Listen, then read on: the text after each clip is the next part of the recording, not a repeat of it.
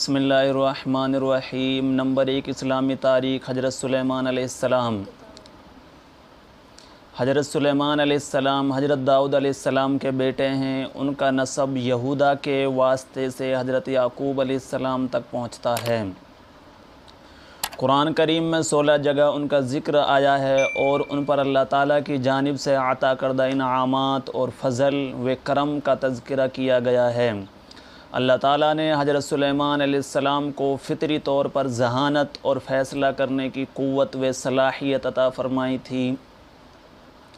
اسی وجہ سے حضرت داؤد علیہ السلام نے ان کو کم عمر ہونے کے باوجود حکومت کے بہت سارے کام سپرد کر دیے تھے اور خاص طور پر مقدمات کے فیصلوں میں ان سے مشورہ کرتے تھے۔ پھر اللہ تعالیٰ نے حضرت داؤد علیہ السلام کے بعد حضرت سلیمان علیہ السلام کو نبوت و حکومت دونوں عطا فرمائیں۔ حضرت سلیمان علیہ السلام کی نبوت و حکومت۔ حضرت داؤد علیہ السلام کا جب انتقال ہو گیا تو اللہ تعالیٰ نے حضرت سلیمان علیہ السلام کو نبوت اور حکومت دونوں عطا فرمائیں۔ اس طرح وہ جہاں ایک طرف بنی اسرائیل کی دینی امور سے متعلق صحیح رہنمائی فرماتے، وہیں دوسری طرف وہ ان کی اجتماعی و انفرادی زندگی اور ملکی انتظام کا فرض بھی انجام دیتے تھے۔ اللہ تعالیٰ نے حضرت سلیمان علیہ السلام کو بہت ساری خصوصیات سے نوازا تھا۔ وہ عام انسانوں کی گفتگو کی طرح تمام پرندوں کی بھی بولیاں خوب اچھی طرح سمجھتے تھے۔ یعنی کہ جو حضرت سلیمان علیہ السلام تھے وہ سارے پرندوں کی بولیاں بھی جانتے تھے۔ سارے پرندے کیا بولیاں باتیں کرتے ہیں اور کیا بولتے ہیں، سب کی بولیاں جانتے تھے۔ اللہ تعالیٰ نے ہوا کو ان کے تابع کر دیا تھا۔ اسی وجہ سے آدھے دن میں وہ 1 مہینے کا سفر مکمل کر لیتے تھے۔ یعنی کہ پہلے لوگ یا تو گھوڑوں پر سواری یا اونٹوں پر سواری کرتے تھے، نہیں تو اکثر غریب لوگ تو پیدل ہی سفر کرتے تھے۔ تو حضرت سلیمان علیہ السلام کا جو اللہ پاک نے ان کو ہوا پر ان کے تابع کر دیا تھا، تو حضرت سلیمان علیہ السلام 1 مہینے کا سفر آدھے دن میں طے کر لیتے تھے ہوا کے ذریعے۔ جنات بھی ان کے تابع اور فرما بردار تھے، یعنی کہ جنات کو جب بھی بلاتے تھے، جو بھی کام بتاتے تھے وہ کرتے تھے۔ جناتوں ہی کے ذریعے مسجد اقصیٰ اور اس کے علاوہ دیگر عالیشان عمارتیں اور پتھروں کو تراش کر بڑے بڑے حوض بنوائیں، اور سمندروں سے ہیرے جواہرات نکالنے کا کام بھی انہی سے لیتے تھے۔ یعنی کہ ہیرے جواہرات حضرت سلیمان علیہ السلام جنوں سے لیتے تھے۔ مسجد اقصیٰ کی تعمیر کے دوران حضرت سلیمان علیہ السلام کا 53 سال کی عمر میں انتقال ہوا۔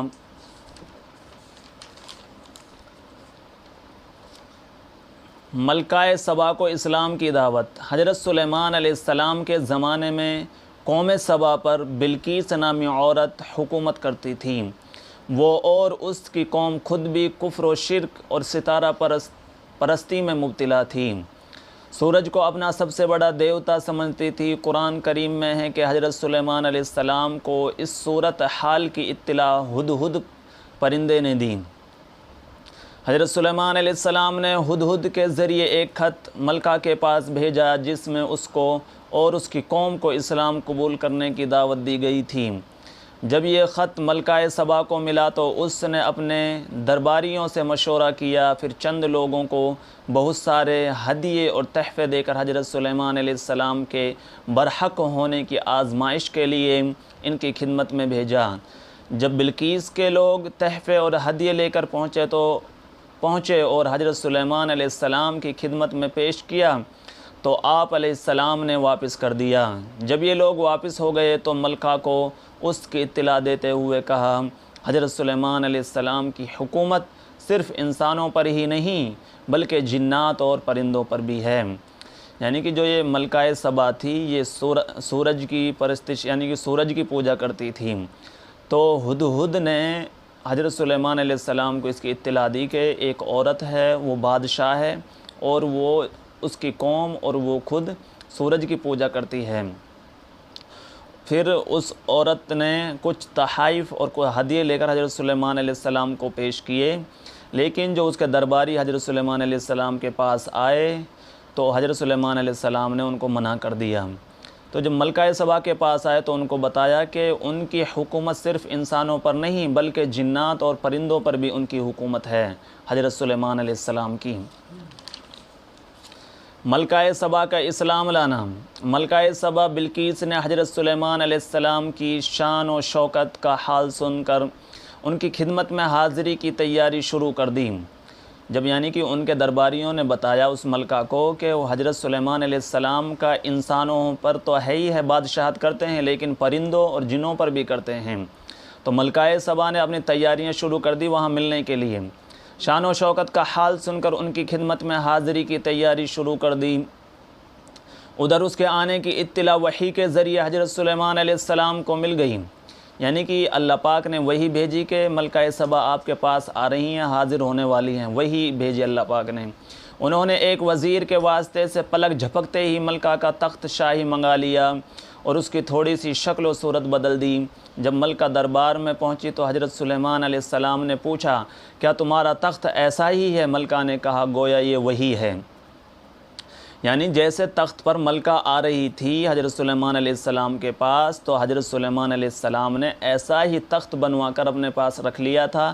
تو ملکہ سبا سے پوچھا، کیا یہ آپ جیسا تخت ہے؟ تو ملکہ سبا نے کہا کہ میرے جیسا نہیں، بلکہ مجھے لگ رہا کہ یہ وہی تخت ہے۔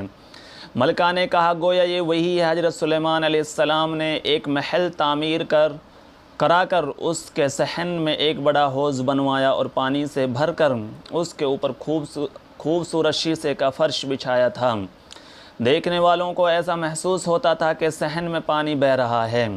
جب ملکہ سبا صحن میں پہنچی تو پانی دیکھ کر اس میں داخل ہونے کے لیے پنڈلی سے کپڑا سمیٹا، یعنی کہ حضرت سلیمان علیہ السلام نے ایک ایسا محل بنوایا، شیشے بچھوائے کہ جب اس پہ کوئی چلتا تھا اس کو دیکھ کر لگتا تھا کہ اس کو پانی ہے اس کے اوپر۔